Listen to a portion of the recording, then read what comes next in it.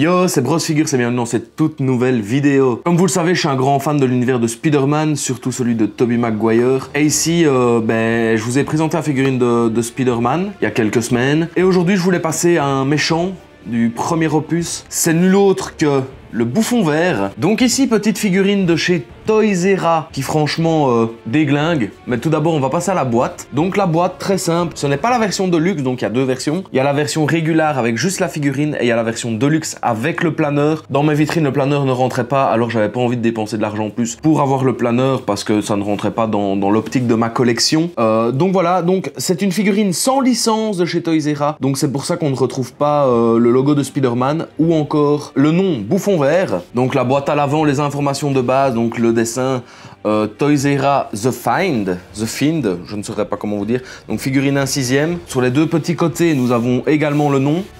Sur les autres, ce n'est rien de bien extraordinaire. Et alors à l'arrière, nous avons tout ce qui est warning, informations supplémentaires. Pour commencer la présentation de cette figurine, on va parler du socle. Le socle très basique, hein. C'est un socle avec un genre de béton de couleur verte pour rappeler la couleur du personnage, avec une petite pince de maintien. Et à l'avant, The Fiend. C'est le genre de socle, moi, que j'aime pas. Comme vous le savez, je suis pas un grand fervent des socles. Donc vous voyez, petite tige de maintien. Ici, nous avons deux trous, car avec la version de luxe, on a deux tiges articulables pour pouvoir faire tenir le planeur, une petite et une grande. Planeur qui est très beau. D'ailleurs, je vous mets une image de ce planeur juste ici. Franchement, incroyable. La figurine possède 6 mains au total, donc il y en a 2 sur la figurine et 4 supplémentaires. Nous pouvons voir ici que nous avons des points fermés qui sont très bien réalisés, hein. La couleur verte est vraiment très jolie, un peu métallisée comme ça. Franchement, très réussi. J'ai été très surpris par la qualité de ces mains. Et alors, nous avons 2 mains entrouvertes pour tenir les bombes du Bouffon Vert. Les 2 bombes en question, qui sont vraiment très joli, qui ne présente pas beaucoup de défauts, par peut-être un petit défaut de peinture à gauche, à droite. Ça n'enlève en rien la beauté de ces petites bombes. Et comme vous pouvez le voir, ici, on peut les mettre dans sa main, on pousse un petit peu, et même à l'envers, elle ne tombe pas, donc ça c'est vraiment cool. Je ne sais pas s'il y a un système d'aimantation ou pas, j'ai pas l'impression, j'ai juste l'impression que c'est avec la friction du bout de ses doigts, mais franchement il y a moyen de faire de chouettes poses vu qu'elle ne bouge pas de sa main. Et alors la figurine, très belle figurine. Le costume est un peu spécial, très surprenant quand on prend en main. Petite déception ici par l'arrière parce qu'on voit vraiment la ligne de couture. Juste ici, je trouve ça un petit peu dommage. Sinon, au niveau des couleurs, je n'ai rien à dire. Il y a vraiment une très bonne qualité. Au niveau des couleurs métallisées vertes, je suis quand même assez surpris parce que je les trouve très correctes.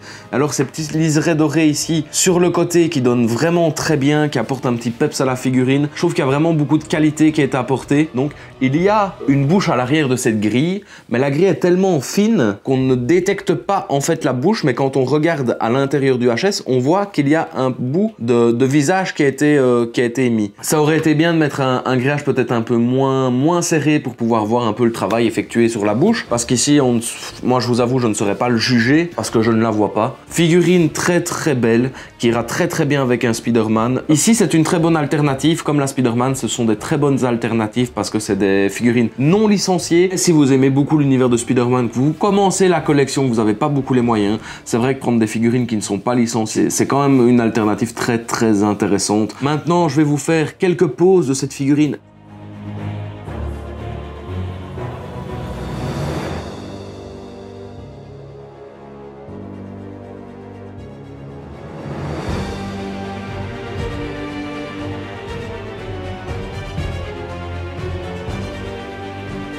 N'hésitez pas à me dire dans les commentaires ce que vous avez pensé de cette vidéo, ce que vous avez pensé de cette figurine. N'hésitez pas à me rejoindre sur tous mes réseaux sociaux, Instagram, Facebook, TikTok. Votre avis compte beaucoup pour pouvoir m'améliorer et vous proposer du contenu de qualité. N'hésitez pas à lâcher un like en dessous de cette vidéo et on se dit à bientôt pour une prochaine vidéo. Ciao!